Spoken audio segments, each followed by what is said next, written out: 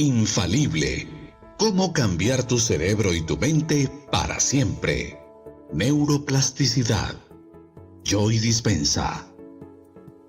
El cerebro en realidad tiene características realmente distintivas que lo separan de una computadora. El cerebro es en realidad un laboratorio y debido a nuestro diseño y a nuestra propia voluntad, actúa como un laboratorio, toma conceptos, ideas y modelos. Y cierta parte del cerebro construye esos conceptos e ideas y dice, tomaré un poco de lo que aprendí aquí y un poco de lo que recuerdo allá y un poco de mi experiencia aquí y voy a tomar esas áreas específicas y a hacer preguntas abiertas tipo, ¿qué pasaría si...? Hace preguntas sobre las posibilidades, contempla diseños o ideales que están fuera de la norma de nuestro entendimiento actual con la finalidad de llegar a un nuevo entendimiento o una norma modificada. Entonces el cerebro actúa como un laboratorio, es un arquitecto, diseña modelos y une piezas. Su función principal es proponer ideas y conceptos nuevos, y al repetirlos una y otra vez, llega un momento en el que nos involucramos tanto en esa idea o concepto que perdemos nuestra atención o nuestra conciencia de nuestro entorno externo y la enfocamos en las señales que vienen de nuestro cuerpo a nuestro cerebro durante un tiempo relativo. Esto sucede porque toda nuestra conciencia se dirige hacia adentro, a esa idea o concepto, y en el momento en el que eso sucede, esa idea se mueve hacia el lóbulo frontal, el cual es el director del cerebro. Una idea o un concepto llega al lóbulo frontal cuando no permitimos que nuestra mente se pierda pensando en una lista de compras, o el dolor de espalda que tenemos, o qué hora es, o a quién tenemos que llamar, o nuestras relaciones.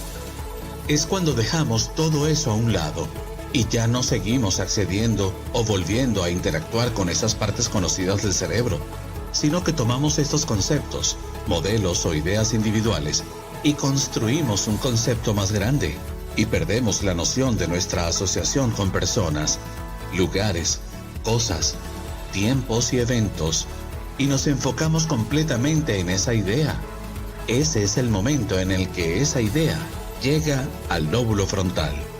Cuando ese concepto llega al lóbulo frontal, se vuelve más real que el entorno externo. Perdemos la noción del entorno externo y esa imagen interna se vuelve más real que el entorno externo. Es literalmente donde sucede la realidad, porque toda nuestra conciencia está allí. En ese momento se activa otra parte del cerebro llamada cerebelo, la cual es la parte más antigua del cerebro. Tiene millones de conexiones por neuronas, a diferencia de las miles de conexiones por neurona que tiene el neurocórtex. La capacidad que tiene ese cerebro de activarse literalmente respalda o le da vida a ese modelo y hace que el cerebro se reconfigure y cambie nuestra percepción de la realidad. La mejor manera en que un ser humano puede convertirse en ese observador es, en primer lugar, tener intelectualmente la conciencia o el entendimiento de que no siempre tiene que tomar las mismas decisiones una y otra vez. En segundo lugar, ponerse a sí mismo en determinadas situaciones de forma experimental en su propia vida personal que nos permitan anular esos mecanismos en su cuerpo. Y eso requiere práctica. No es algo que podamos hacer de inmediato porque hay una tendencia biológica que nos hace responder de maneras que preservan al cuerpo. El cerebro tiene ciertos centros que solo se preocupan por la preservación del cuerpo y en el momento en que respondemos, esos centros se activan y casi rompe el hábito de ser humanos. Tenemos que ganar el control y anular esas funciones fisiológicas que suceden en nuestro cuerpo. Cada vez que anulamos esas respuestas fisiológicas, cambiamos la química del cerebro y en realidad rompemos la adicción a ese estímulo o respuesta de la cual tanta gente vive repitiendo todos los días. Entrevistador: ¿ocurre algún cambio físico en el cerebro? ¿O este cambio solo ocurre en un tipo de estado mental nebuloso? Joy Dispenza: retrocedamos un poco para explicar la química fisiológica en el cerebro y hablemos un poco más sobre anatomía y las funciones cerebrales para que podamos abordar los cambios químicos que tienen lugar en el cuerpo. Imagina un árbol que tiene ramas que se conectan a otros árboles y cada lugar que se conecta forma un pensamiento o un recuerdo. Ese recuerdo se conecta al cerebro. Si tenemos una serie de experiencias, llamamos a todo ese grupo de neuronas una red neuronal. El cerebro crea asociaciones basado en cada experiencia que hemos tenido en nuestra vida. Por ejemplo, aprendemos acerca de una manzana cuando entendemos primero que es roja y luego entendemos que es redonda, suave, que sabe de cierta manera y que hace cierto sonido cuando la muerdes.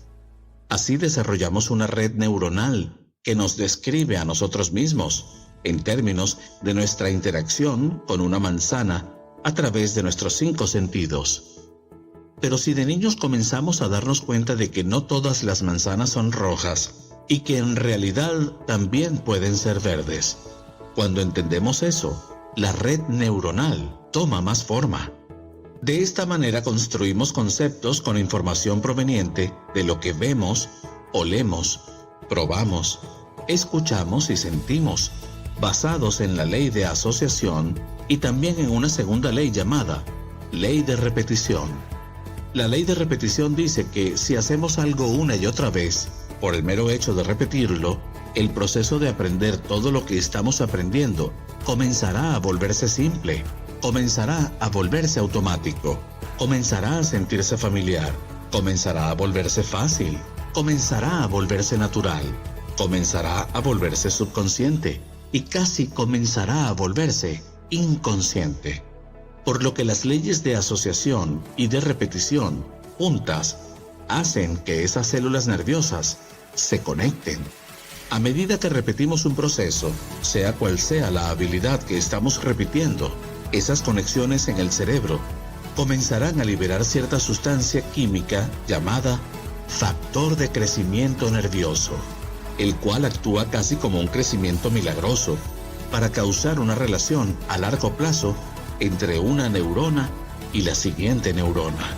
Eso es lo que nos hace pasar de tener que poner tanta conciencia consciente y tanta atención para aprender algo, a de repente poder hacerlo de forma automática y fácil.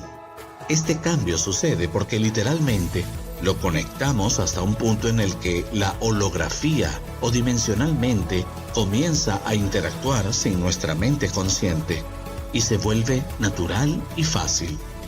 Tenemos estos mismos mecanismos estructuralmente en nuestro cerebro para ciertas actitudes o ciertas emociones que todos vivimos a diario. Las actitudes que tenemos vienen de experiencias que hemos tenido a lo largo de nuestra existencia en función de cómo vivimos. Es decir, el neocórtex está en el cerebro y es allí donde existe nuestra conciencia. Es allí donde todas esas conexiones tienen lugar.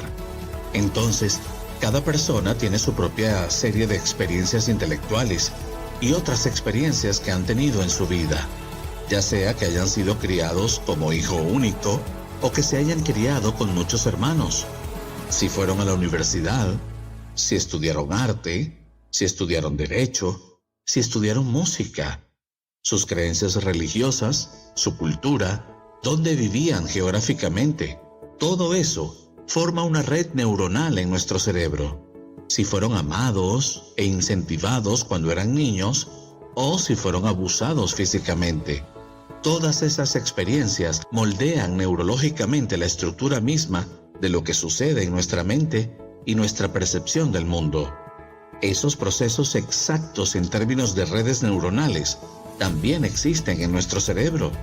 Y cuando respondemos a nuestro entorno, ciertos aspectos de esas redes neuronales particulares se activan y causan cambios químicos en el cerebro, que en última instancia van a producir una cascada de sustancias químicas que recorrerán nuestro cuerpo.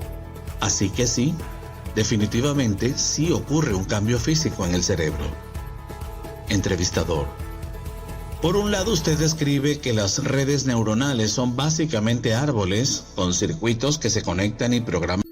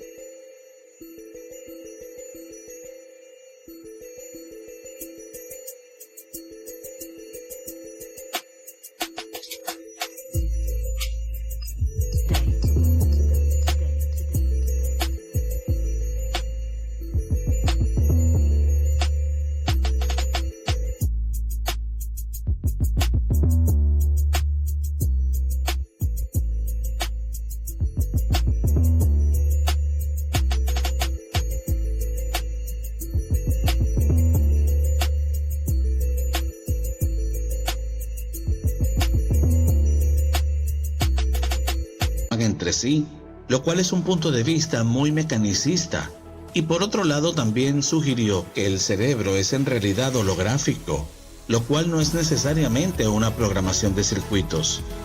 ¿Cuál de ambas es la que sucede en realidad? Joy Dispenza. Excelente pregunta. Los científicos están debatiéndose justo ahora si el cerebro está realmente programado o si tiene lo que llamamos plasticidad o elasticidad mineral. Y la respuesta en este momento es sí. Tenemos partes del cerebro que están programadas debido a la repetición. Por ejemplo, montar una bicicleta. No tienes que pensar en andar en bicicleta. Neurológicamente ya tienes eso programado y todo lo que tienes que hacer es acceder a esa parte de tu cerebro para poder montarte en una bicicleta y en unos momentos poder reformular ese mecanismo. Pero eso está programado. Sin embargo, si te pido que tomes ciertos conceptos e ideas y sigas un tren de pensamientos, esas neuronas que están literalmente disponibles para ser moldeadas no son estáticas, no son un árbol con ramas, son muy elásticas y están muy vivas. Esas dendritas muy finas, a las cuales llamamos los dedos, esos árboles, en realidad pueden desengancharse y volver a engancharse a otras células nerviosas en segundos. ¿Cómo sucede eso? Se necesita concentración, se necesita atención y se necesita poder de voluntad para poder hacer que esos mecanismos se produzcan. También se necesita concentración, poder de voluntad y conciencia para poder detener esas conexiones de hábitos programados que tenemos y por los que vivimos a diario.